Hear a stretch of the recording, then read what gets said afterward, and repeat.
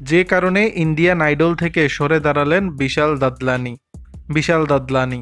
পরিচিতির জন্য যেন নামটাই যথেষ্ট। নতুন খবর হলো বলিউডের এই জনপ্রিয় গায়ক ও সঙ্গীত পরিচালক সম্প্রতি রিয়েলিটি শো ইন্ডিয়ান আইডল থেকে বিদায় নিয়েছেন। আর এর মাধ্যমে সংশ্লিষ্ট শোয়ের সঙ্গে তার ৬ বছরের পথ চলা শেষ হয়েছে। রোববার ৬ এপ্রিল ইন্ডিয়ান আইডল সিজন ১৫ শেষ হওয়ার পর তিনি এই সিদ্ধান্তের কথা জানান। ইনস্টাগ্রামে শোয়ের অন্য দুই বিচারক শ্রেয়া ঘোষাল ও বাদশার সঙ্গে একটি ভিডিও শেয়ার করে বিশাল লিখেছেন, আমার পক্ষ থেকে এ পর্যন্তই। টানা ৬ সিজন শেষে আজ রাতটাই ইন্ডিয়ান আইডলের বিচারক হিসেবে আমার শেষ পর্ব। তিনি আরও লিখেছেন, আমি আশা করি এই অনুষ্ঠান আমাকে যতটা মিস করবে আমিও ততটাই মিস করব।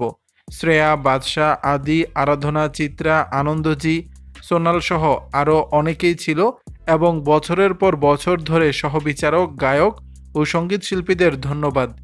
শো ছাড়ার কারণ ব্যাখ্যা করতে গিয়ে বিশাল দাদলানি বলেন, গত ৬ সিজন ধরে প্রতি বছর শো চলাকালে ৬ মাস করে মুম্বাইয়ে আটকে থাকতে হয়েছে। কোনো শো করার সুযোগ পাইনি, এমনকি নতুন সুর নিয়ে কাজের অবকাশও হয়নি। এবার আমার নিজস্ব কাজে মন দিতে চাই, শোর ও কনসার্টের জগতে ফিরতে চাই। এদিকে বিশালের এই পোস্টের প্রতিক্রিয়ায় আদিত্য নারায়ণ লিখেছেন, একটি যুগের সমাপ্তি। দর্শক, বিষয়টি নিয়ে আপনাদের মতামত জানাবেন নিচের কমেন্ট বক্সে।